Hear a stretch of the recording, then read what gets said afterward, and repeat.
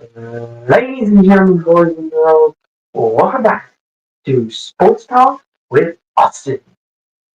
And tonight, have a very special show. I wasn't sure if I was going to go live or what I was going to do, but I decided, since today's Selection Sunday, I couldn't help myself. Now, because it is March Madness, there's a lot of juicy things that are coming out of this that I got to talk about, and I want to talk about. And I thought it'd be a good time to get it off my chest, talk to my good, faithful people, and it's a happy Sunday or early Monday, depending on where you're watching. And and and this is also a call-in show as well. Well, if you want to get in on the action, call in, give your comments, thoughts, perspectives on 2025 March Madness, and give me your thoughts on just the bracket overall and the teams. That'd be great, fantastic. Me personally, I've got a lot of things I want to say. More importantly, I want to highlight tonight a couple of things, and that is the juicy gossip. And just for anybody's reference, this is college basketball and chill March Madness edition. And in college basketball and chill, I take your calls and one of the things I wanted to talk about tonight is the big story coming out of March Madness, and that is the fact of we had some controversy, college basketball and chill. We had some controversy tonight.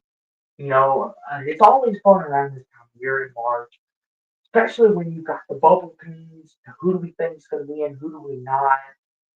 And I wanted to address that. To kind of kick us off because it was a very interesting day. Who would get in? Who wouldn't get in? Who deserved to be in? Who didn't? And it was very interesting. The committee had a hard decision. They had plenty to think about, and it was interesting. But before I get into all that, like I said there is the StreamYard link if you'd like to call in. And I'm also gonna make a preface is I will be doing another live stream hopefully later this week, either tomorrow night or Tuesday night, predicting the full first round of the bracket of the tournament with a special good friend of mine. It's kind of been a tradition, but that's that's possibly tomorrow night. But what I wanted to get to tonight though, and night two is kind of the juicier headline topics. And one of them is the first four in, the last four out. Here in Iowa College Basketball and Chill March Madness edition. And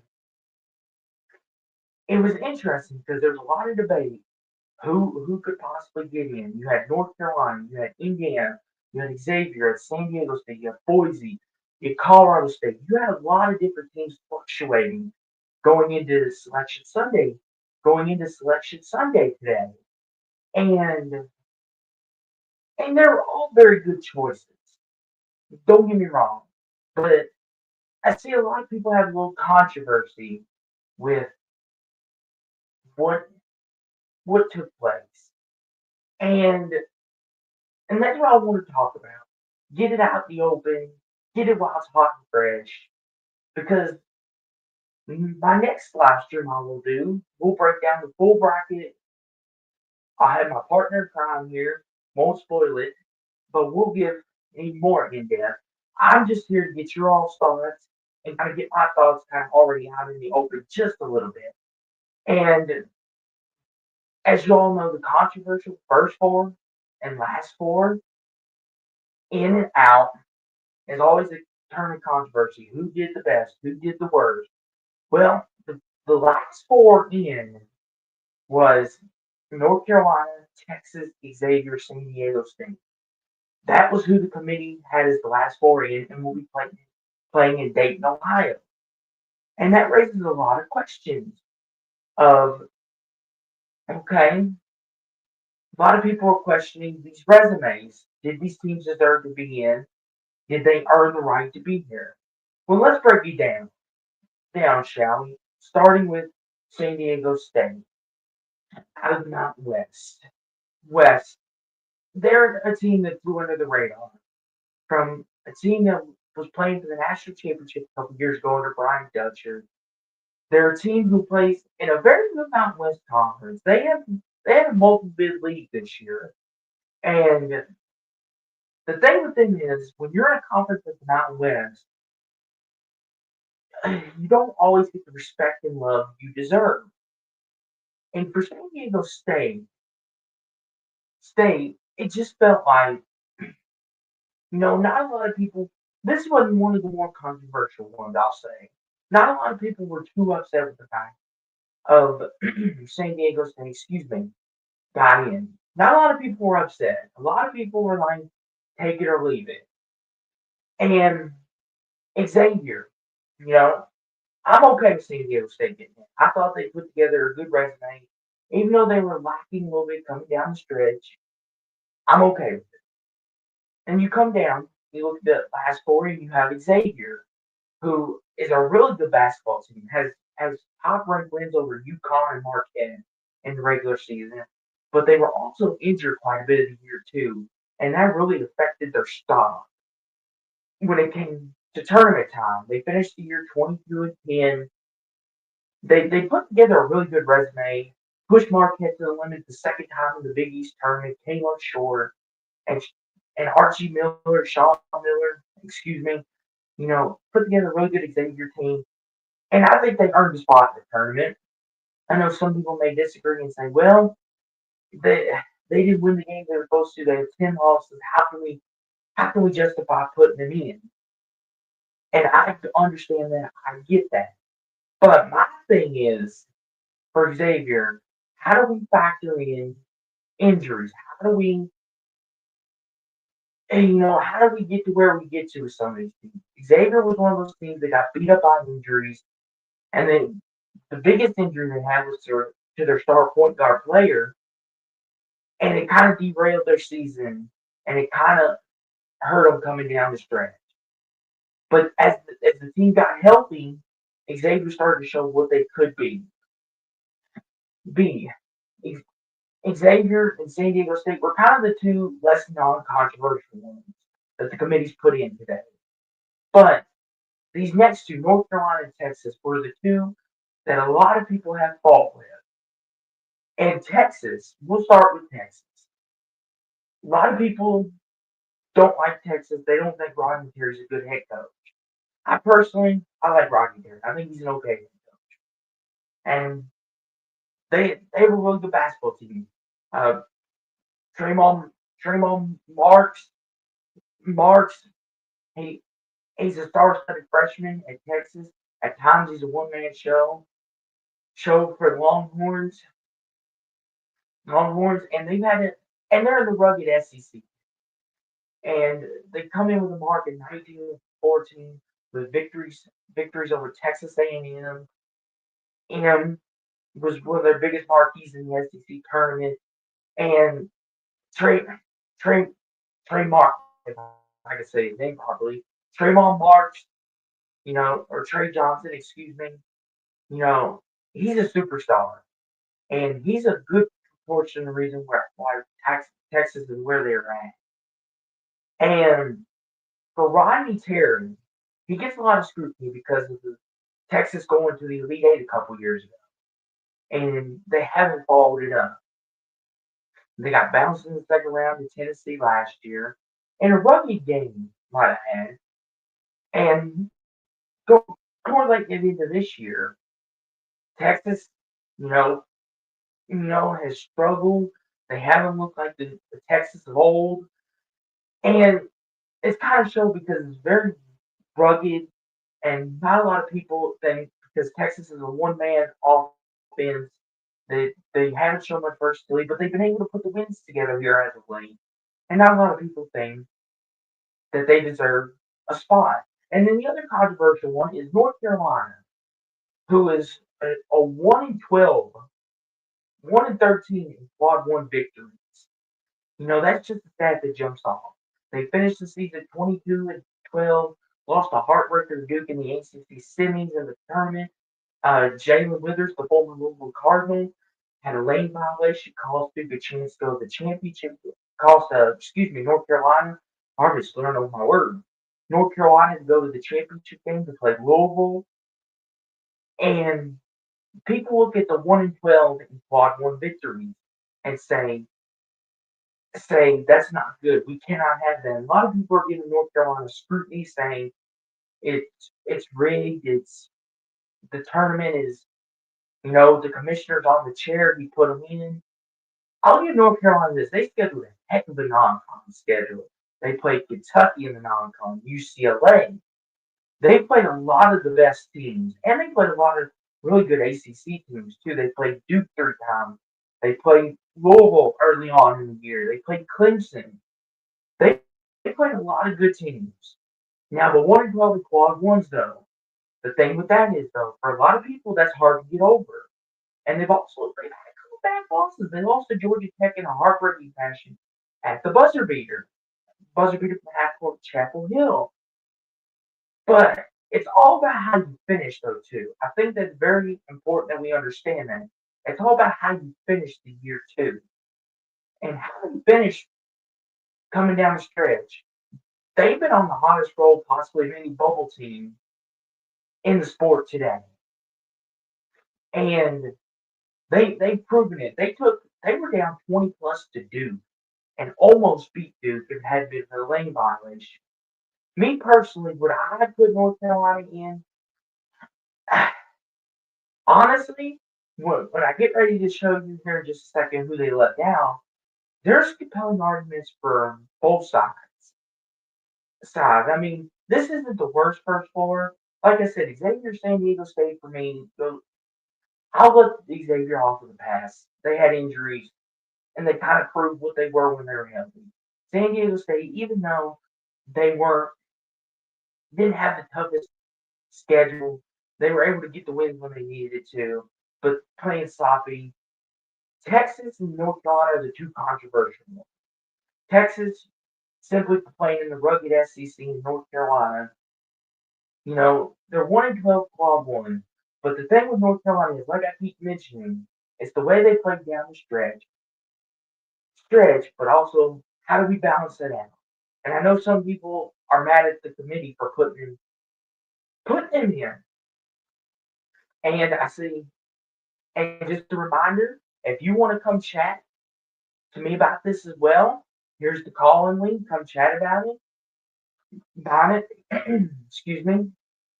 Come talk to me about it. We'll have a great discussion. And let me know what you think. Do you agree with North Carolina? Do you agree with Texas, Xavier, San Diego State? Do you agree with these? Do you agree with, or do you disagree? Feel free to let me know about this. It's what the call-in link's for. That's what I'm here for. It's the best time of year. But so that's there for you. If you'd like to call in, feel free to. You don't mind at all. Will not hurt me one bit.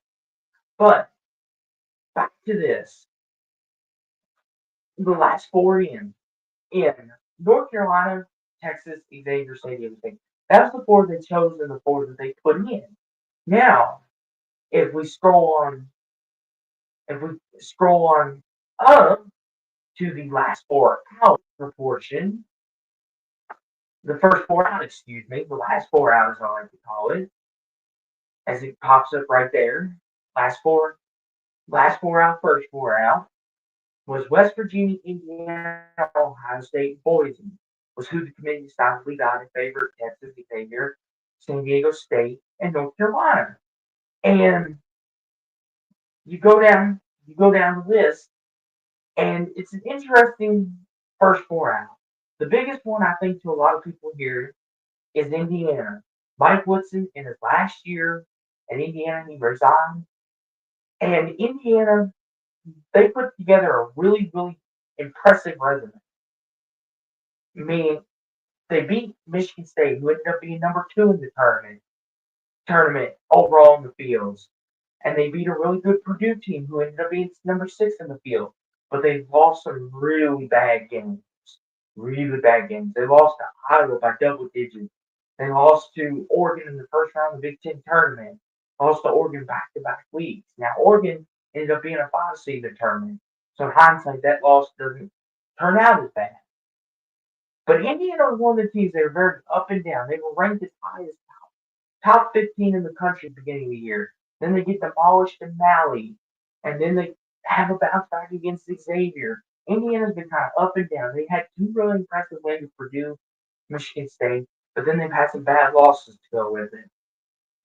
Ohio State, another big team for Padres, a team Indiana beat the last week of the year at Freedom Hall.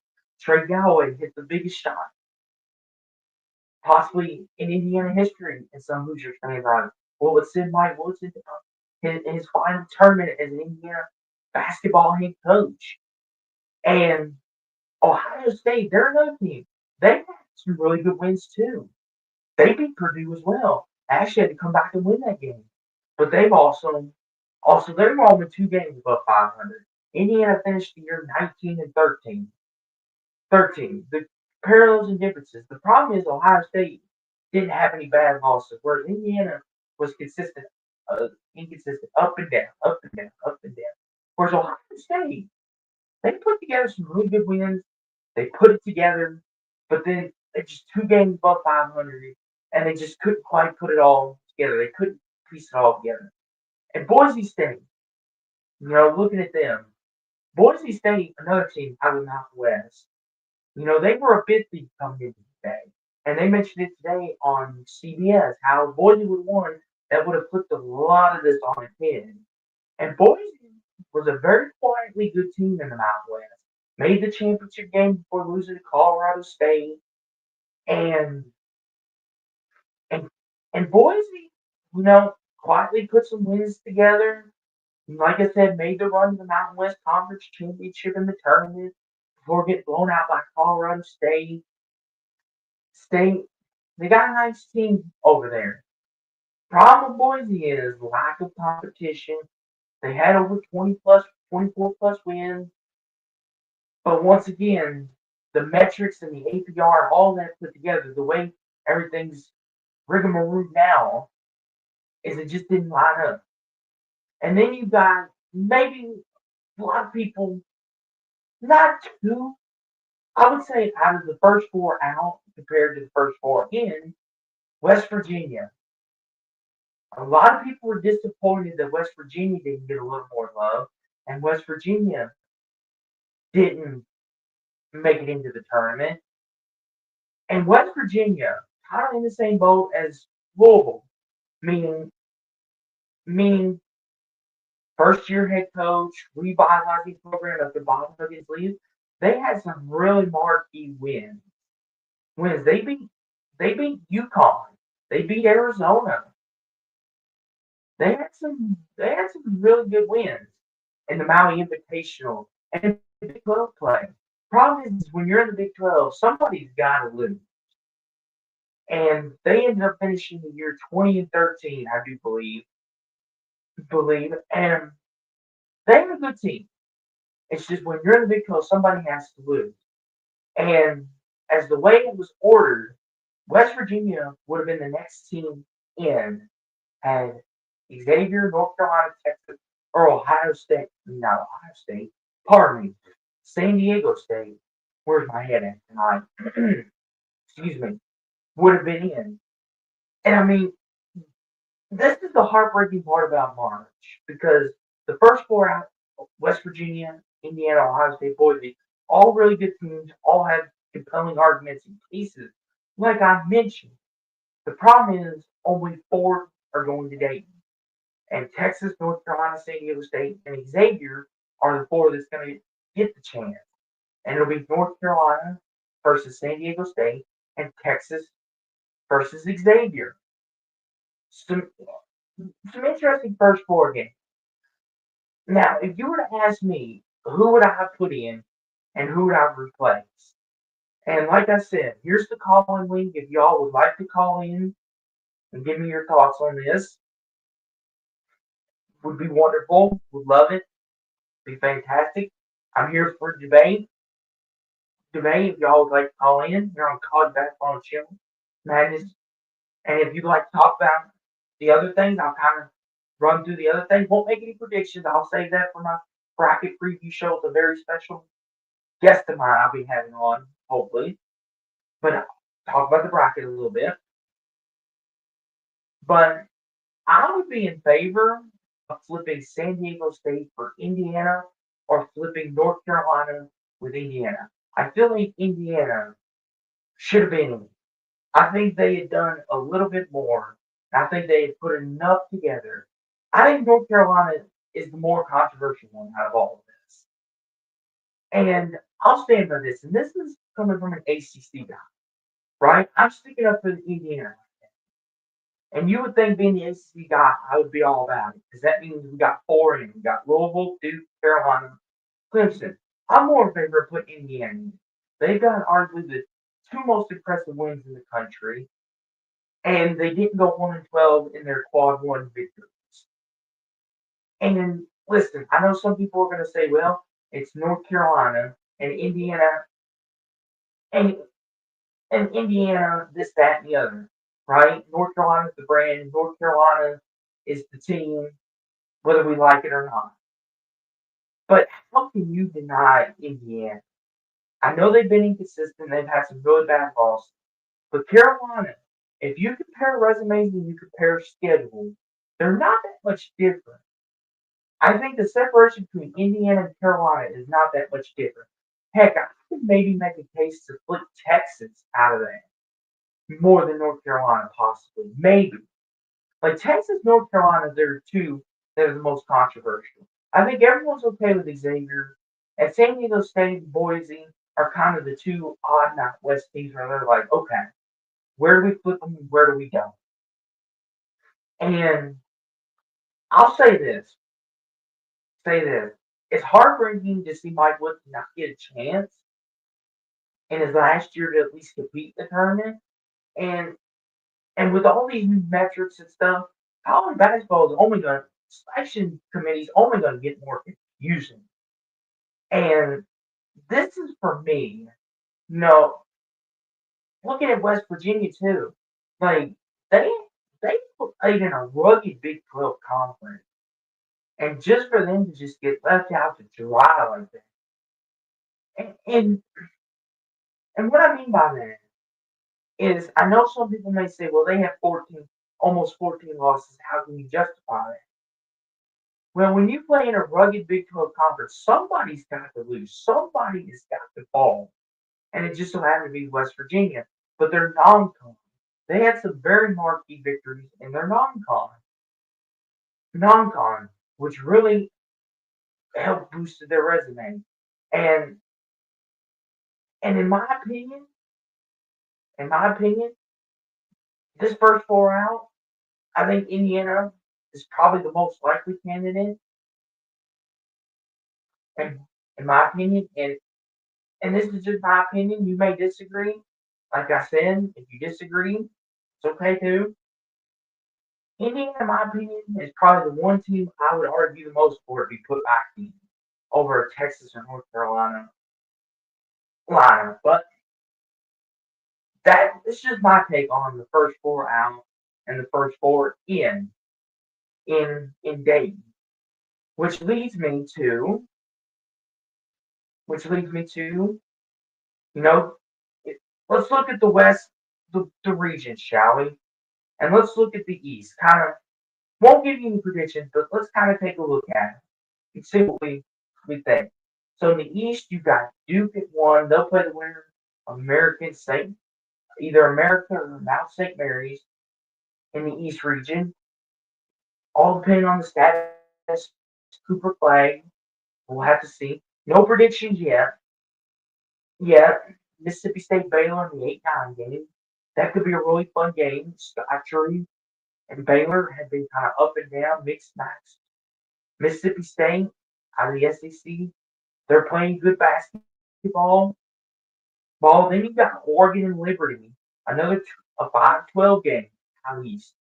Could be an upset. Liberty, the Flames. They're a team that's grinding and they've held teams under 70 multiple times, and they're a team that can play defense. And Oregon is very, very interesting. And we have our first caller of the night. It's the legendary, the one and only, the GOAT of college football himself and Kentucky sports, the real MVP. How are you doing, Daryl? I'm doing good. How about you, Austin? Pretty good, Daryl. Pretty good. Happy Selection Sunday or early Monday now. Yeah, how does it feel to finally be part of one? It's nice to see you here. It's been about 5 years, but it's good having you here. You know what, Daryl? Normally I would take offense to that smack talk. I'm in a good mood though. I have to admit it's nice to be back. It's nice for Louisville to be relevant again. Well, I tell you what, there's nothing I can say that's worse than what the committee did to you all. I mean, it was so bad. I'm not sure if you know, but Matt Jones of KSR interviewed Pat Kelsey, the head coach at Louisville, and he's like, I can't believe I'm saying this, but I think Louisville's underseeded. You know how underseeded Louisville has to be for Matt Jones of KSR to say they're underseeded? Oh my goodness. It was bad, Austin. Well, listen, Daryl, when I originally saw the seeding, first thing that came to my mind was, shoot, we got to play Creighton because I'm not in favor of that matchup. And then the second thought was, if we somehow make it past Creighton, we've got Auburn waiting on us. I'm like, the committee's out to get us. Like, that's what I legit thought, Daryl. I was like, the committee's out to get us. I And get that. The only saving grace for you all is the games in Lexington. So you get home games the first and second round. that is true. And another thing too is, Daryl, after it all set in, I kind of was like, how did we end up with an 8? I'm like, I know we played in the ACC, and that's not exactly what it once was, but like that's what upset me. I'm I like, I figured we would be a 6 seed at worst. I was thinking maybe a 5, 6, but no, we got 8 out of all things. Yeah, I honestly can't explain how Louisville got an 8 seed. I think there's quite a few teams ahead of them that I think their resume is equal. I mean, there's Kansas, for example. They've got like 5 more losses than Louisville. I mean, that's makes no sense to me. I would have UCLA over. I think Louisville's resume is better than UCLA. BYU, Louisville. I think there's an argument there. Like I just don't understand. I honestly just don't get how Louisville's an 8 seed, and that leads me to my next point: is if you have Louisville's an 8 seed, you're sending a clear signal that the ACC's in the toilet, and I largely agree with this sentiment. But then you just decide to go all out and put North Carolina in the field, and that's like a complete bombshell that nobody was expecting. What was your reaction when you saw North Carolina pop up? I'll say this to real fast. Want to shout out Tommy of WR from Wrestling Rampage. Great YouTube channel, by the way. Go subscribe if you haven't. Awesome content. Been watching him for years, and he says I'm a Kentucky Wildcats fan, but I'm happy for Louisville as well. As well, the Louisville should be a 5 seed. I so even Kentucky fans, for real, you and Tommy here are even telling me we were robbed in broad daylight. It's good to know you're on our side. Yeah, I think everyone in the country is on your all side.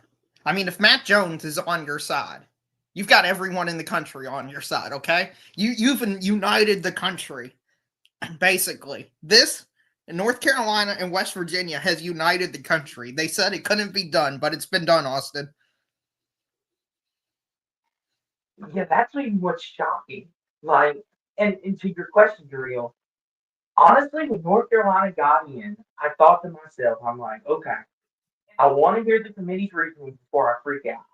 I try to be rational in these things because, as we know, Daryl, some people like to go overboard and like to blow things out of proportion. I'm like, let me hear the reasoning before I lose my pants, so to speak.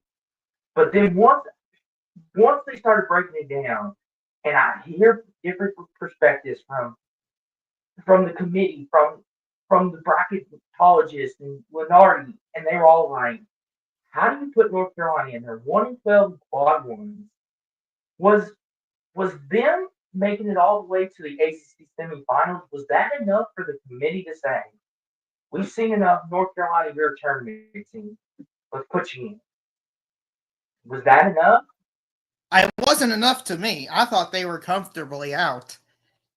I mean, 1-12 in quad one wins, 0-10 in quad 1A wins. They talked about quad two results. I'm not sure if you know North Carolina. I don't think they beat a single quad two team that was in the field. I mean, eventually you got to beat somebody in the field to be in the field, right? Right? Yeah. No? Yeah. They beat UCLA. I mean, they beat UCLA. I mean, listen, if you eventually just throw darts at a dartboard blindfolded, you're going to hit one eventually just by random chance. That's what I felt like North Carolina did with beating UCLA. And here's the thing. Here's the thing, real. Listen, I applaud North Carolina. I don't want this to get lost. I want to applaud North Carolina for scheduling a tough non-con. But 1-12, like that's hard for me to get past. Like, and if you go 1-12, like what redeeming qualities? That's basically the real, basically saying, okay, North Carolina, we're going to reward you, even though you stunk. But it's because you're North Carolina, we're still going to give you a spot. And it almost is like, what are these other teams supposed to do? It's like they're handcuffed. Yeah, I honestly don't know what the answer to that is because I'm a believer that we should value the quad system because we're using it. Otherwise, what's the purpose? Because all that's happening is you're telling the mid-major teams that can't schedule anyone good, like, how many teams want to play Grand Canyon High Point this year because you're not going to get anything by beating them, but they're good, legitimate teams. Same thing with UC San Diego. It just is a giant screw you to them. Mm-hmm. I agree with this comment somewhat. I had Texas in the field. I had Indiana as well in. The teams I had out was Xavier and North Carolina, and I had Indiana and West Virginia in the field. I'm sorry, if you can only win 1 or 2 quad one games out of 10 or 11 attempts, I just don't believe you belong in the field, especially in the Big East. Mm-hmm. The Big East and ACC wasn't like these gigantic, terrifying leagues. I mean, they were pretty easy leagues compared to what they've normally been. I just don't understand how they got in, especially Xavier being the first 4. They're going to get a home game in the first 4, basically. Well, here's the thing, real. Play devil's advocate a little bit for Xavier. I was okay with them being put in. Here's why, and you may disagree with me, and Tommy and the people in the comments may disagree with me.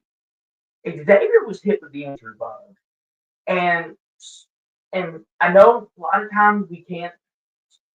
There's exceptions. I feel like Xavier, they were a tournament team at the beginning of the year. I predicted them to be a tournament team, but you can't account for injury. And once they got healthy again, Darrell, you see what they became. They took Marquette to the limit. And even while being injured, they were able to beat Marquette once before. They beat a really good UConn team. Like, I could make a real good case and argument that we could keep Xavier in this field.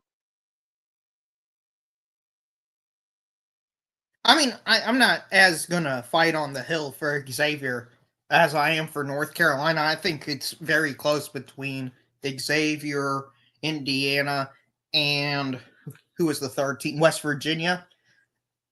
Mm-hmm. I think those 3 teams are pretty close. I think West Virginia is clearly the best out of those 3 teams. So if somebody wants to say, hey, I've got Xavier in over Texas or I've got Xavier in over Indiana, it's not something I'll be like, okay, I understand that perspective.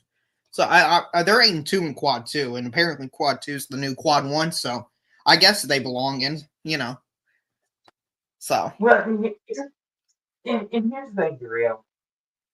Hey, give me your case for Texas. Like I want you to be devil's advocate because Jeffrey, our good buddy, he's against Texas being in.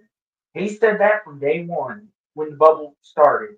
He thought Texas was a one-man show. I can make an argument for or against. I want to hear your case for why. Why do you think they should be in the field? Well, while I pull up their stats just to make sure I am factual, have you seen him, by the way? Because I've been following his Twitter account and he's been telling me for like the last few days Indiana's in. And I just want to see what happened. Because I've got the bracket right in front of me and I can't find him. So if you can help me, or maybe he can help find him for me, if you can, maybe get in contact with him, I would appreciate that. Oh, Darrell, I know where Indiana's at. Hold on. Let me pull it right up here on my whole screen for you, Darrell, for the world to see. There's Indiana. They're on the first four out. They didn't make it. Oh, I didn't make. So you're telling me Jeffrey was wrong, and he just said something as factual when it turned out not to be true, and made himself look like a complete idiot? I mean, I like Jeffrey, but you shouldn't be saying they're definitely in when you don't know that for sure. Oh my goodness.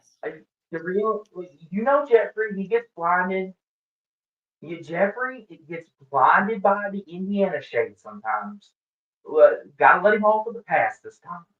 Okay, he's very sensitive by his Hoosiers. He can't Yeah, I help know. himself. But I know. He's claiming the I process agree. is rigged. Here's the thing. Like, I love Jeffrey to death. Great friend of mine. But all I saw all week from him was Indiana's in. There should be no question. Indiana's in the field. Everyone else's question. I'm like, wouldn't be so sure about that, Jeffrey. Like, I can make an argument for Indiana. Like, they beat Purdue. They beat Michigan State, who was number two in this field. But they've also had some really atrocious losses. Like, they lost to double digits to Iowa. To Iowa. We're really going to defend that? Like, Yeah, there's a reason like they were on the bubble. and after they beat Ohio State, which right here is on the bubble too, after they beat Ohio State, that's when he started counting it.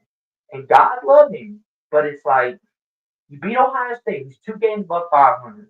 They're right there with you, and it's like, and I wasn't moved by that, and it wasn't anything against Indiana, but it was just like you've got to be more consistent, string it together. Yeah, I completely agree. Let me defend Texas and why I think they should be in. Okay, first Go for off, it, Green. they All play in the ears. by far the best conference in the history of college basketball, the SEC this year. And if you don't believe me, look at the results. I mean, the results are just outstanding. Texas has 7 quad one wins, which, if you compare that to every other bubble team besides West Virginia, which is somehow on the bubble, which still doesn't make sense, that's by far more than any other. There's actually 7 times the amount of quad wins that North Carolina has in total, which is crazy. They have nice road wins. They beat Oklahoma on the road. They beat Mississippi State on the road. So, they're showing that they can beat these elite teams that are in the field on the road, which is always nice. They beat Kentucky, a 3 seed at home. That's one of the better wins you'll find out of anybody on the bubble. They beat 2 teams on neutral site, which is Texas A&M and Vanderbilt in the tournament, in which all I heard from all these bracketologist people was, well, Texas has got to win 2 games in the SEC tournament to probably be in. And, they did that, but I guess somehow they still weren't projected to be in. Now, and they also took care of business in quad 3 and quad 4 with 0 losses. So they avoided all the ugly stains that you could possibly get.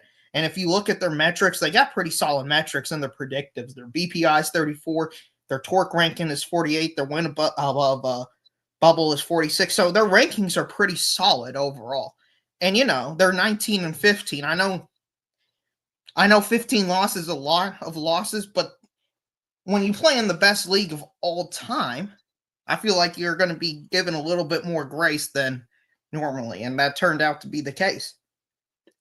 Mm-hmm.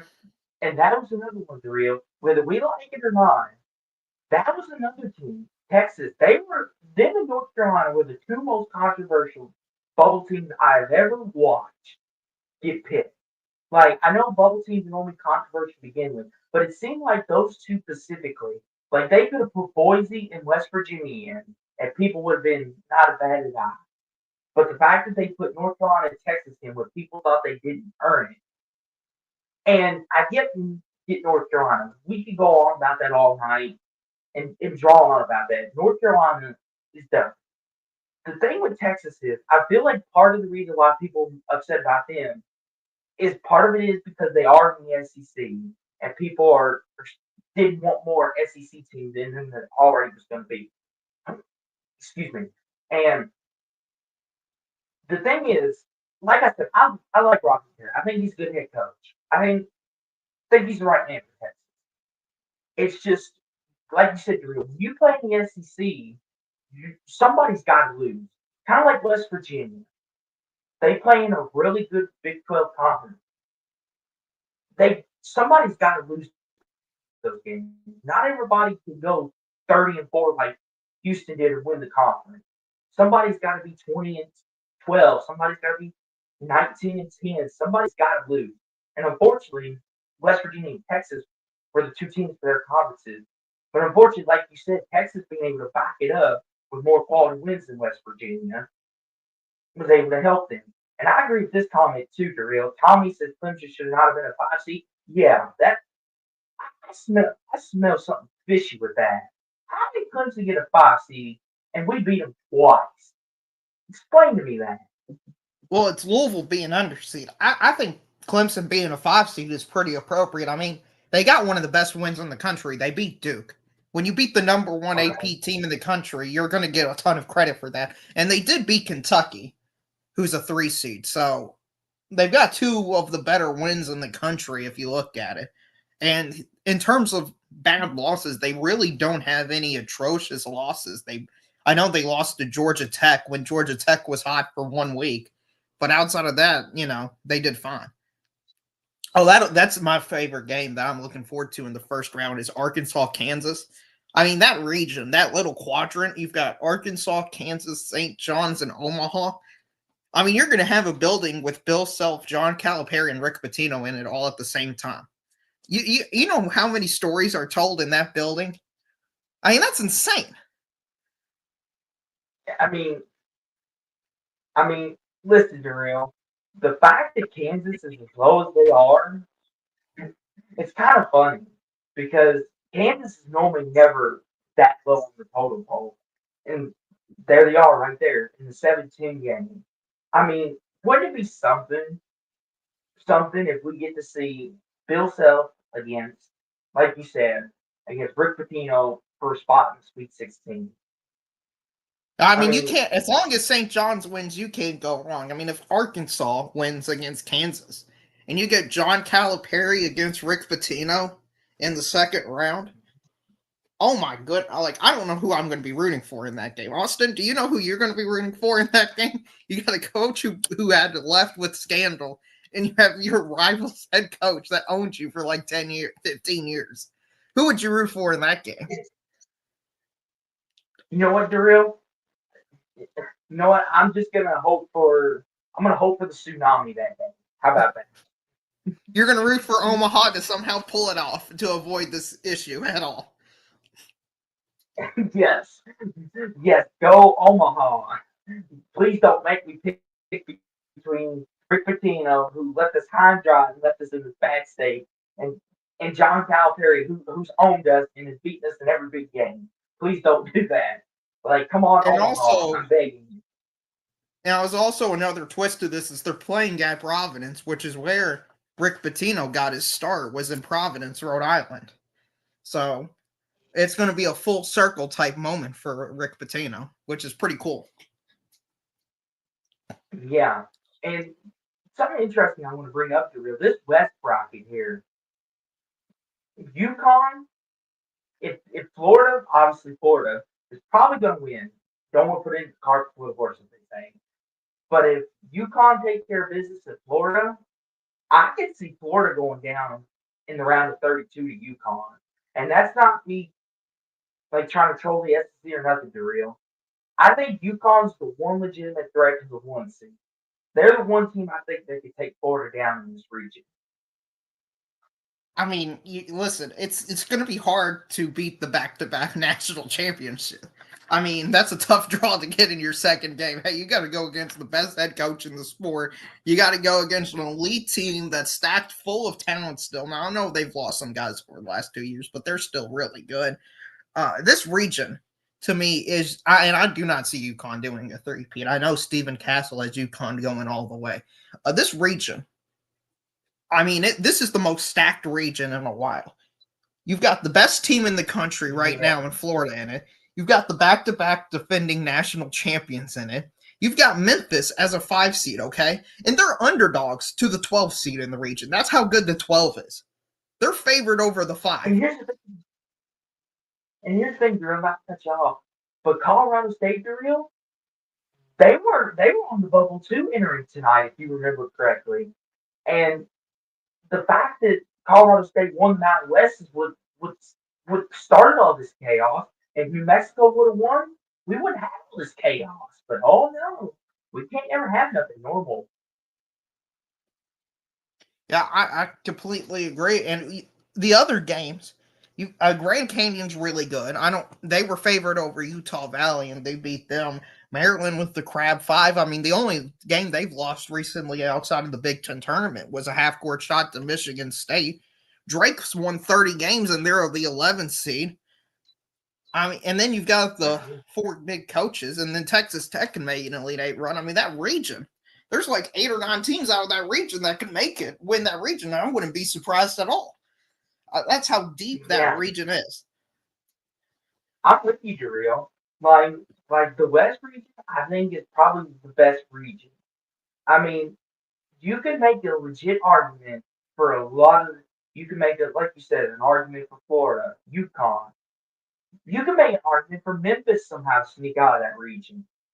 And as crazy as that sounds, is if somehow if UConn beats Florida, Memphis just have. I don't know if you watch much of Memphis, but PJ Haggard, he's a baller. He had 30, I think, before halftime against Wichita State the other day. And PJ Haggard's good. Like, I don't know if he's good enough to carry him all the way there, but there's a chance that they could make some magic in March. Yeah, I saw him dominate. I think it was against Wichita State in the Yes. American tournament. He had 30, no, 42, I think it was 42 points in that Yeah. game. He's unbelievable. They've got legit players and legit dudes on that team. I feel bad for Memphis because the only reason, in my opinion, they're a 5 seed is the American Conference is just a trash can of a conference. Uh, if they beat UConn, they beat Michigan State early on in the season. I mean, the only bad loss, the only non-conference loss that they really had was against Auburn, which no shame in losing to Auburn, but when you play a That's bunch of all I'm saying. Rices, North Texases, UABs, teams like that, your metrics are going to get hurt. My thing is to real like look, you may lose it to Sam lose it to Auburn like it's a bad thing. Like if you tell me, oh, you're gonna lose to Auburn, I'll be like, okay, Auburn's arguably the best team in the dadgum country. I'll take that loss on the chin. That's not gonna hurt my resume. Yeah, I agree. I just think it's Memphis's other conference schedule, and they have to beat these teams by 15, 20 points to keep their metrics up, and they're only beating them by 6, 7, 5 points, and that doesn't help. And I agree with this comment by Tommy WR. Pat Kelsey should win Coach of the Year. I still Yeah. don't know if he has. He should win Coach of the Year. I saw Duke's Twitter account cry because John Shire didn't win the ACC Coach of the Year. And anytime Duke Twitter's upset is a win for me. So thank you, Austin.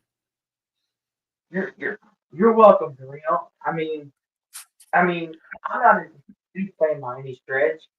I Oh, mean, nobody is. honestly, Darrell, listen, Darrell, I'm almost listen. Kentucky used to be the one team I used to despise. But honestly, Darrell, as I've gotten older, I don't despise y'all as much anymore. It's Duke and Carolina for me now. Like, because they're the ones yip yapping. Y'all go about your business. Kentucky fans go about their business. They're like, okay, good job, little brother. Like, you still didn't beat us, but you're getting there. Where Duke and Carolina, they can't ever take nothing and run. Like, Carolina Twitter, as you know, Darrell, is all over the place today. They're like, I see posts on X/Twitter, whatever you like to call it, where Carolina Twitter is all about, oh, they counted us down. North Carolina, no expectations. They're going to win their bracket. And I'm like, okay, calm down. You got to get through Texas. I mean, not Texas. Spit it out, Austin. Spit it out. You got to get through your first 4 game first, okay? But let's calm down, North Carolina. Let's not get ahead of ourselves here. You got Yeah, you got lucky. yeah. I don't know a single person outside of Duke fans that root for Duke or are neutral on Duke. Like they're the only fan base where I think everybody in the country just hates them and their fan base likes them. Like every other fan base, like even Kentucky, Kansas, Louisville, North Carolina, even the quote unquote controversial fan base. There's other fan bases that like them or kind of root for them. No, Duke is just all hate. Everybody just wishes they lose every game. It's truly unique, and I'll say truly deserved. They truly live up to their name as Devils. That's just my opinion, though, Austin. I mean, Mm-hmm. And Tommy WR says Pope did a good job. The first time he coached. Yes, like honestly, I watched a lot of Kentucky games this year. I normally used to watch them to hope y'all lose. I watched them just to see. I'm like, okay, let's see what Pope's got. We're kind of back on the even playing field once again. You're starting over, we're starting over. And Pope's put together a really good squad, Real and Tommy. Nice squad. I like what y'all have. He's building something for the future. Although your defense is a little, you're kind of like Alabama. You're scared me with your all's defense, but listen, man, I'm just hoping we get past Troy. I've been burned over the last 5 years of these double digit 14, 15, 13 seeds. I'm just worried about Troy. I that's don't know a single player for Troy. I didn't know a single player for Oakland and a single player for St. Peter's. But everybody after the game knew all the players on the St. Peter's and Oakland. So, I'm I'm just gonna focus my energy on Troy this week. and I'll say this, Drew. I brought up the Midwest bracket, kind of get your thoughts on this region, since this is the region Kentucky's in. I mean, is this Houston's region to lose, or can Tennessee take it from them? What's your early thoughts on this region? Oh, I think Houston is Houston's region to lose. Honestly, the game I'm think they will have the most trouble in is Gonzaga. If Gonzaga beats Georgia, I know Gonzaga hasn't had a good season, but Gonzaga's got an elite head coach in Mark Few. They've got great players, and it's just one of those games where it's like, man, we got to go against them as an 8 seed. Like, I think they match up pretty well against Houston. And the predictive metrics love Gonzaga. So that's a game I could worry about. This is a region where I got some chaos happening. I like both McNeese and High Point to win their games against Clemson and Purdue. I think You, McNeese, Will Wade's team is very dangerous. They almost beat Alabama at the beginning of the season. And that I, almost win has just looked better and better throughout the season. I mean, they've performed better than at Alabama than like 95% of teams. I mean, if Auburn can't beat Bama and Bama, then I just think it's impossible to beat Bama and Bama. And then High Point, man, they can score a lot of points. I was on with Jackson and Will and D, and he was really hyping up High Point and how they can score. So I'm going to trust him and his advice. I'm going to go with High Point. And we usually see a double pitched seed or two make it to the next round. and the real, this may shock you. Kind of a spoiler. Like, won't give it away completely yet. Yeah, because I'll have a special guest on to do a complete bracket breakdown and pick either tomorrow or Tuesday. And I think you know who it is, the real. It's a good buddy of ours who likes Indiana. Hint, hint. But UCLA, Utah State. I'm thinking that could be another one of them.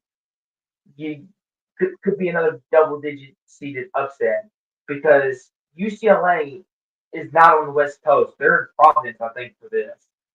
I think. Yeah, they're in Providence. And that's another reason. And Utah State's are really good, not Weston. I honestly think that could be another double digit seeded upset. Yeah, I completely agree. And I like Texas Xavier, that team, to not only win against Illinois, but I got the winner to go into the Sweet 16. Usually, you got one of these first four teams that makes a little bit of a run.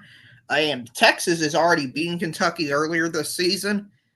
So I'm going to go with Texas making the Sweet 16. I think it would just be I'm, poetic if a team that everybody doesn't think should belong in the tournament make a Sweet 16 run. yeah, and as Tommy points out, Tennessee's pretty good also, and that's not give credit to Rick Barnes for too. Everyone left him for dead this year. All I heard at the beginning of the year to real about Tennessee was how is Rick Barnes going to replace arguably the greatest shooter in Tennessee basketball history, Dalton Connect? How is he going to replace all of this defensive talent that he lost in the draft? And here he is again as a 2 seed and almost won the SEC tournament. Rick Barnes just keeps doing it. Vince the Doubters, the heck with him. He don't give a flying heck. He just does his thing. And here's Tennessee once again as a 2 seed. Here they are again. He's consistent. Yeah, I know. I mean, I've got them all the way in the Elite Eight, so I've got plenty of respect on them. I think they're pretty good as well. I just think Houston's just such a good team this year. I mean, they haven't lost a game Yeah. in regulation I don't think this year, to be honest with you. This calendar I year, mean, that is, not the and they got so season. much. And the thing with Houston is the real. They're like Florida. They are full of depth. I mean, you go up and down their roster. There's not a guy with Kelvin Sampson can put in and won't give you 10, 15 points to play hard. I think Houston can win the whole thing. Like that's how good I think they are. Houston can win the whole thing. Oh yeah, Like, and this may be Kelvin Sampson's best chance to do that. If I'm being honest. I completely agree. I've got them in the championship game, so I I can't disagree with you. I mean, Georgia could beat Gonzaga. I just don't see Mark Few losing to Georgia. I just have too much respect in that man to lose to that level of program. Like, I know Georgia has kind of picked it up. After the Kentucky game, they went on a downslope and then they kind of picked it back up. But I think they're one of the weaker SEC teams that made the field. And Gonzaga is going to have fresh legs because they haven't gone through the grind of the SEC. And I think they're built Yep. like an SEC team. Mm-hmm. Well, and I gotta say too, the real is they the West Coast Conference plays their tournaments already, so Gonzaga, like you said, on fresh legs, whereas Georgia is kind of playing on loopy legs, maybe a little bit. Now, to Tommy's point, could I see Georgia beat Gonzaga? Absolutely, because they almost blew it to St. Mary's. They almost did. I mean, and Tommy picking a probably a popular upset. I don't know if you agree with him, Daryl. McNeese will I do. upset Clemson. You agree with him? Okay. That probably will Yeah, be a I've got popular upset. Go for it, Daryl. I was going to say, I've got McNeese making the Sweet 16, so I need them to win. Oh, okay. Okay. I never thought I would hear that from you, Daryl. Like, I figured you would be on the Brad now bandwagon. Okay. No, In no, my I case. think Clemson's overrated. I think they're a good team, but and I think there's a good argument for them being a 5 seed. I just don't have as much faith in Clemson as I like. I think McNeese is just a better team. Just to be completely honest with you, I think they're just better. I think they've got the better players. I think they've got the better shooters, and I think they've got the better coach. I think Will Wade's better. I mean, listen, for Clemson, he's doing a great job, but I just can't believe in Clemson. It's just one of those teams similar to Texas A&M. I don't know why. I just don't fully believe in them, Austin. Mhm. And Mr. Cherry Coke is here. What's up, Mr. Cherry Coke? Welcome in. And he says, I have Auburn, Florida, Arizona, Kentucky in my final four. Okay. Daryl, you got a big Kentucky believer. Mr. Cherry Coke is all behind your cat to go to the final four. Are you buying it? I hope so. I'll buy it for the spirit because I love it, man. But I hate to do this because it's the first time I've ever done this, Austin. But I'll tell you my Final Four, and it's not pretty. It's actually pretty ugly. I've got Auburn, Oh boy. Duke, Houston, and Florida in the Final Four. And I was like, I didn't want to be that guy that had all one seed. So I was just looking at it. I was like, I was trying to find a reason to pick any of these two seeds. And I just couldn't find a reason to pick a 2 or a 3 or a 4. I was just like, I was trying my hardest, but I think there's just some clear separation this year between the top 4 or 5 teams in the country and everybody else. Yeah, if Kentucky meets the Elite Eight, I'll be happy too. And I think there's a very real path for them to do that. I don't think Illinois is that great of a team. They've been on a downslope as of recently. And then Tennessee, Kentucky's beating them 2-0 this year. So if we get them in the Sweet 16, we should beat them again because we've already beaten them twice. So I think it's a real possibility we make the Elite Eight. But, we got to worry about Troy. We got to worry about Troy first because I'm not letting this happen again where we look too far ahead and then we lose to the first round against a team that I didn't even know existed. Okay, Darrell, don't have any flashbacks. It's all good. Kentucky's gonna beat Troy. Have faith. It could be worse. You could have to play Florida in round 2. It could be worse. I guess I still haven't figured out what conference St. Peter's is in, and it's been 5 years. Does anybody really know what conference they play in? Honestly, Darrell, I should know this since I like to cover the sport, but honestly, no. I and that's I just realized what conference Oakland was in last year after they beat you all. Like that's how bad it was.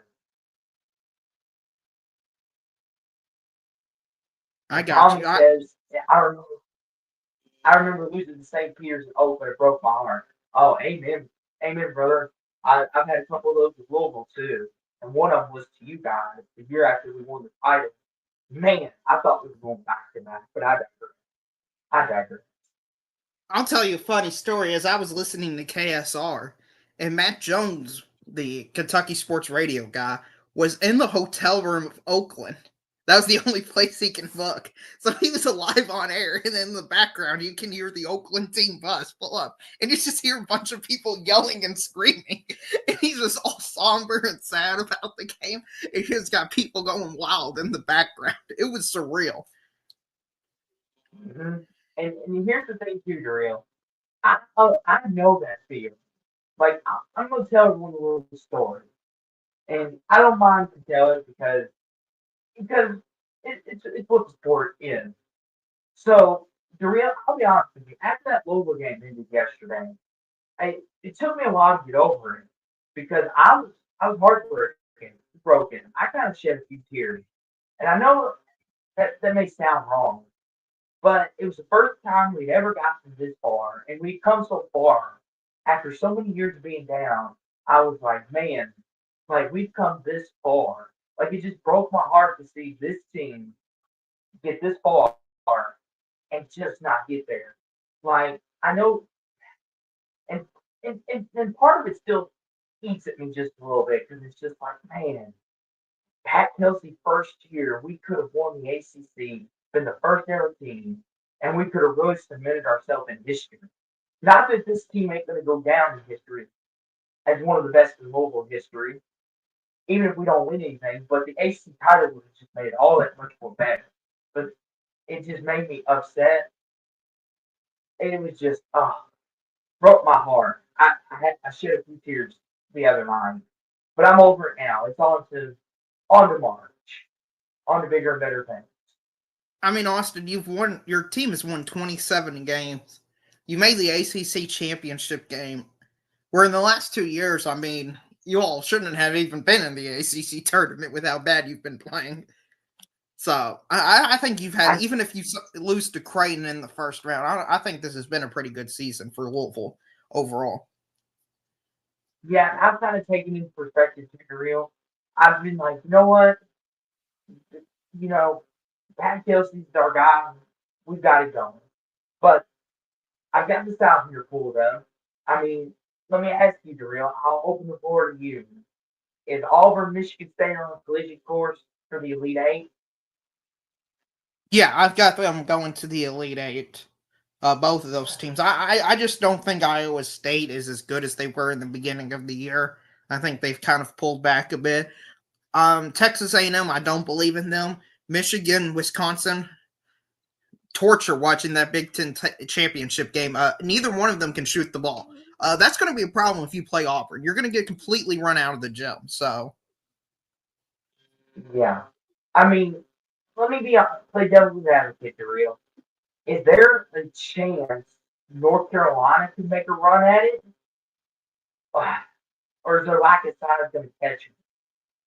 I mean, you would like to see them beat somebody decent this season to have any faith in them. I just can't believe a team's going to make a run throughout win the entire season. They've shown they can't even beat two good teams back to back. Like beating San Diego State would probably be the second best win North Carolina's had all season. Because the thing is, Darrell, I don't know why I get this suspicious feeling, but for whatever reason, there's something telling me North Carolina's going to make a run for the Elite Eight. I don't know why, but there's part of me that's like, just when people think Carolina's dead, here they come. And for whatever reason, I feel like they're they're they're just somehow going to upset Michigan State, and they're going to spoil everyone's bracket. I just got an eerie feeling. I mean, it wouldn't. I I mean, mean, it's North Carolina, so that Tar Heel Blue has had a lot of success, and Hubert Davis has done it once as an 8th seed. They made it all the way to the national championship game, and really, they should have beat Kansas in that national championship game. They were up 15 points. So, Christian Brown, Christian Brown was the saving grace for that Kansas team. But I digress. Tommy has an interesting take. He says, "I see Yale upsetting A&M." I mean, what do you think, Darrell? Is that is A&M? Are they on upset alert? I mean, you've watched probably more A&M than I have. I mean, because they're A&M, they're on upset alert because I just don't believe in them. I think, like, I listened to John Fanson, he says he doesn't even believe in them for whatever reason, and that's why I've got. But it's hard for me to pick a team that's already upsetted an SEC team year before or a major team because people are going to take that team, in my opinion, more seriously than somebody else. Because the Texas A&M coaching staff, Buzz Williams, could go to his players and say, "Hey, look at last year what Yale did. They are proven to beat a good team in Auburn, a team most people thought was going to make a run." So I think that's going to get Texas A&M's attention, and they're going to either destroy them or it's going to be a close game. And I think it's likely Texas A&M just puts their foot down, get pedal to the metal, and completely destroys them and not play with their food. Because I think that's what happens a lot these games is you've got players that just oh yeah, we're playing this team, we'll beat them, and then it gets tight, they get nervous, and then they lose. And I think if you know, hey, this team is capable, you're more likely to get in that mindset of, oh, we need to try our hardest. And I think that's what Texas A&M is going to be doing. So I think Texas A&M is going to win pretty easily. That's just my opinion, though. Well, in the real, I'm looking at this region, as you were saying, man. Like this is not a very good region, and I mean that with all respect to all the teams, including my team that's in this region. This is probably one of the more easier regions that we've talked about tonight because nobody scares you other than Auburn and Michigan State. Like Marquette, I don't think anybody's really scared of them. Is anybody really scared of Big Bad Michigan? Probably not. Like you said, if Michigan can't score over 60, they're in trouble. I mean, you see San Diego. I hear a lot of good things about them, but I mean, we're gonna find out a lot about them against Michigan. I mean, Yeah, I've and really, UC San Diego. Oh, sorry. no, go ahead, Drew. Go ahead. I was going to You say I've good? got UC San Diego making the Sweet 16. I mean, I'm not sure how much you've watched of them in the. I think it's the Big West they're in. They played UC Uh huh. Irvine in their championship game. Dude, they're for real. Like they've got legitimate Power 4 players on a Power 4 scheme. Like they're only 2.5-point underdogs to Michigan. And for Vegas to Yeah. be putting out a line that small tells you that, they're pretty good in terms of the predictive metrics. So it's not going to be the surprising, shocking upset that if you see San Diego wins this game. And I just implore you to watch them play because they're like VCU. They just completely pass all the eye test. I know the eye test isn't everything, but they're really good, man. Like they are a legit good, great team. Oh, that's a take that's too bold for me. I'm sorry, I can't pick a 14 and look. I cannot pick a 14 to beat a 3 ever. Listen, honestly, Daryl, if you're gonna, and here's why. Like I've seen a lot of people say Lipskin can beat Iowa State. Iowa State's coming into it banged up and injured. Have you seen their injury report lately, Daryl? They're missing two key players. They're going to be picking right now. That's why a lot of people are picking this upset. Like Iowa State's a wounded animal. Maybe, but I'm just not picking the 14 versus 3. Looking at the odds, Iowa State is still a 14.5-point favorite right now. Now that's not saying it's impossible for Iowa State to lose or win, but it's a pretty significant and healthy margin. Mm-hmm. Well, I'll say this too, Daryl, to kind of put a ball in this region before we go to the East. I'll say this. I mean, looking at this region, I mean, like Auburn and Michigan State are probably the two. But to be honest with you, Daryl, who's the dark horse in this region? Like, is there anybody you could point out right now and say they're the dark horse? I could, and I could see maybe Ole Miss, crazy as that sounds, Chris Beard making a run at it. Maybe New Mexico with Richard Pitino. They're a really good basketball team. I mean, who's your dark horse in this region, Daryl? And Man, in the this is chat, this is who's going to your be a all dark bold horse? take. I could see Louisville making the Sweet 16. Okay, Daryl, hype me up. Get me hyped, Daryl. Listen, it's hard to Like, win against good teams on the road. Auburn is clearly struggling. Maybe this Auburn team is not as good as they were at the beginning of the year. They peaked too early and they're coming back down to earth. And, if Louisville's got two of the best guards in the country, one of the best defenders in the country, and Chucky Hepburn, I don't know how much of this Auburn team is we're just kind of living off the high of 2-3 months ago because it matters what you do now. And what Auburn has done now, even though they're an elite team, and trust me, I've got them going to the Final Four. So, you're asking for a dark horse, and nobody's talking about Louisville. Listen, you're a top 15 team in the country according to the AP poll. You're playing at home against a team that's struggling. If it was a regular Saturday, that's a team that's on upset alert. uh-huh. And Tommy even sees us in the Sweet 16.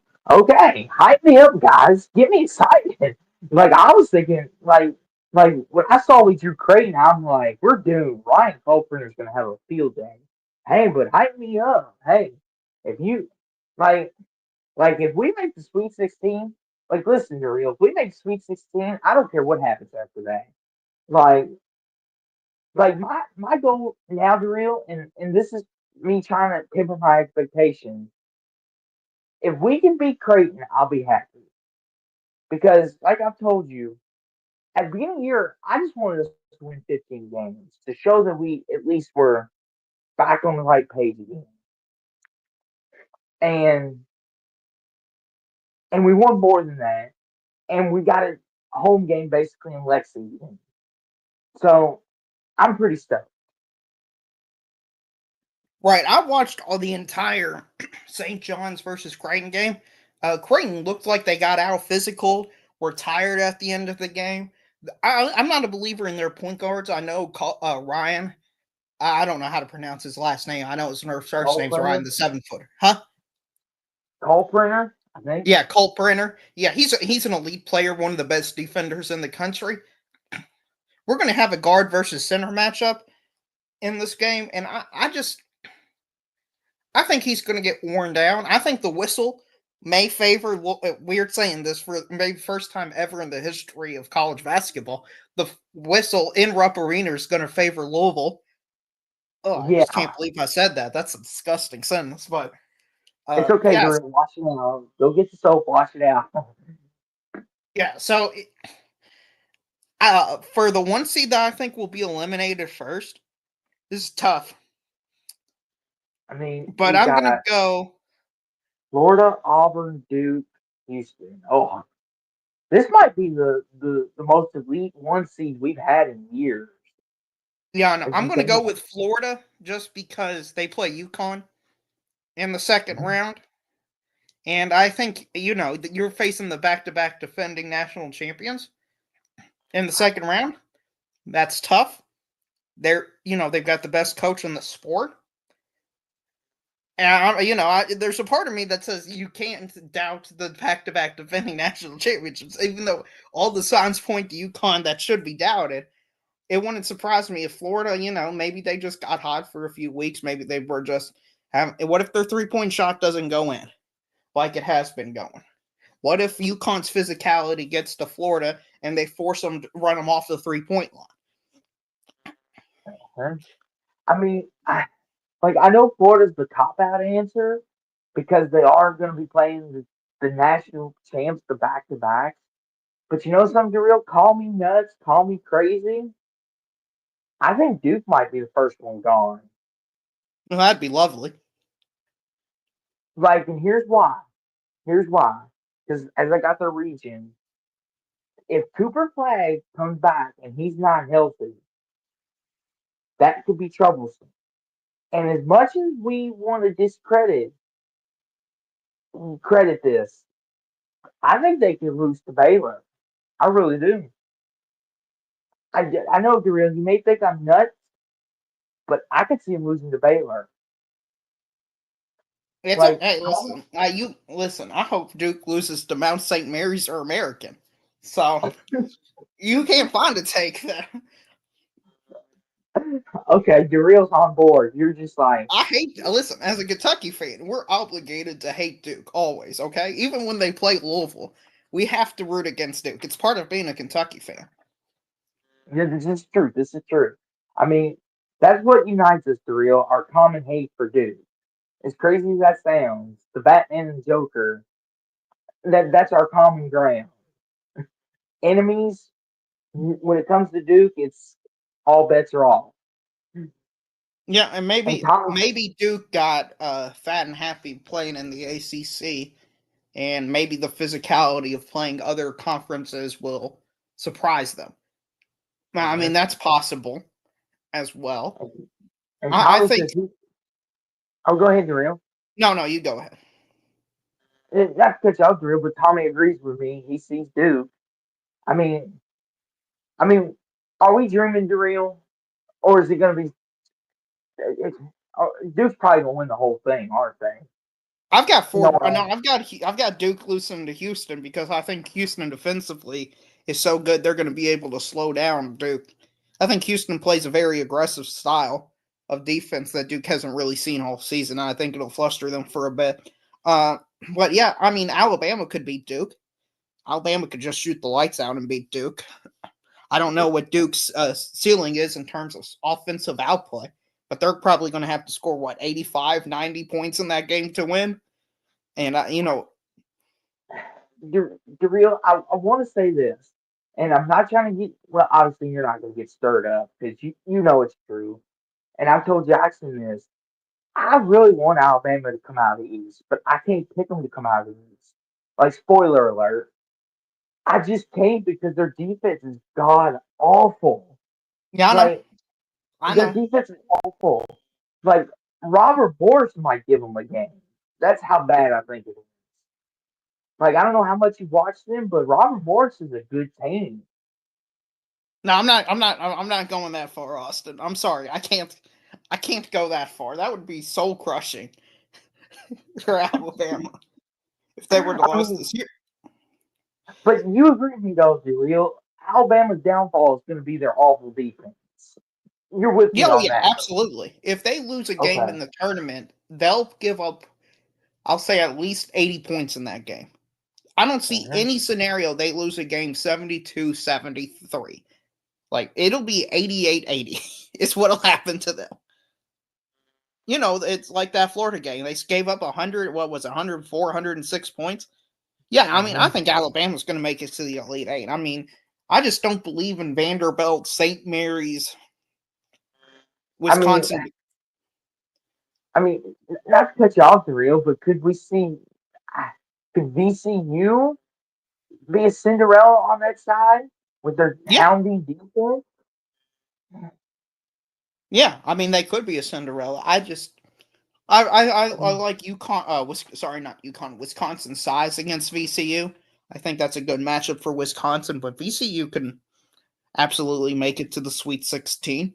I think, unfortunately, they're going to play Alabama in the Sweet 16, and they're going to have to score like 85 points to win that game. And I don't know if VCU can keep up with the tempo Alabama's going to run at. Because to me, Alabama is the ultimate thermostat team. If you are able to keep up with their tempo, you're going to beat them by a lot. But if you can't, you're going to lose to them by a lot. And everybody in that below regional, the BYU and below, I do not believe they can keep up with Alabama's pace. And I think a lot of those teams are going to it's going to be a quick death for them.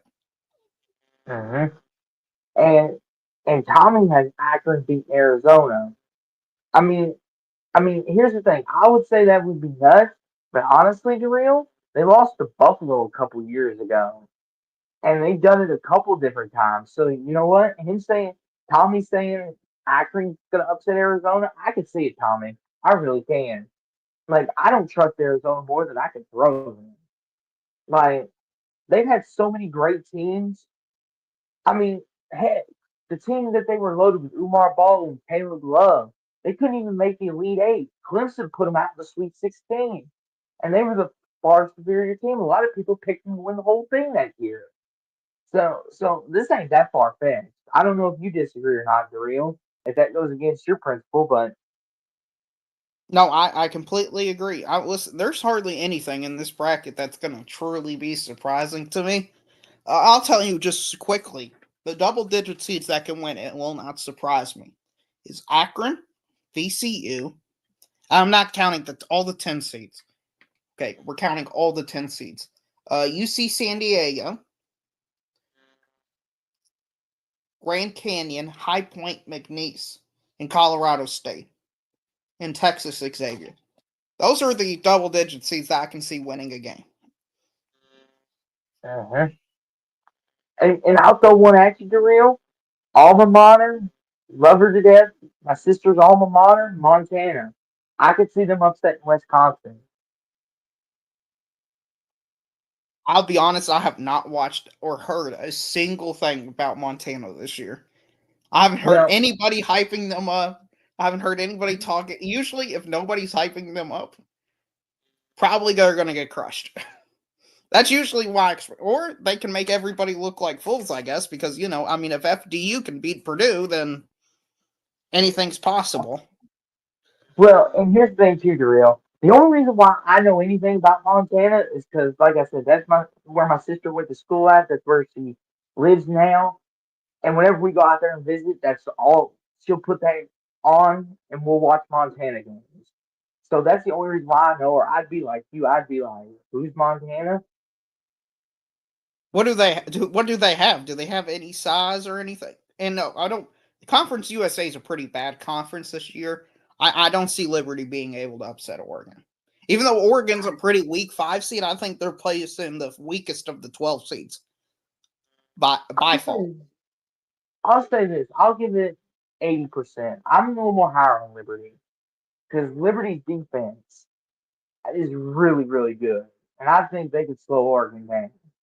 I I'll give think it. it's more likely that Limu goes down in the middle of the court and plays for Liberty basketball than Liberty has to beat Oregon. The real. This is where we may make a differ because I'm a big believer in Liberty. I watch them play. I like them. They're good. But to your point about Montana though, Here's the thing with Montana, the real they're one of them teams is they led their conference in steals, forced turnovers, and blocks.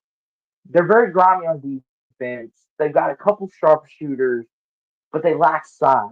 That's going to be their Ooh, downfall. that's tough against Wisconsin. It sounds like they're just a worse version of Wisconsin. How you're describing this team?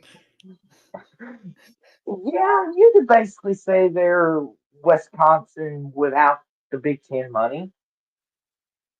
Yeah, I have a Um, hard time believing in those type of teams. But Austin, it's been a pleasure talking to you. It's getting late, so I've got to get going. It's been a pleasure doing this bracket breakdown with you. always fun to reel. And hey, to reel Vanderbilt real fast. I mean, congrats to Vandy. I mean, give them a shout out. But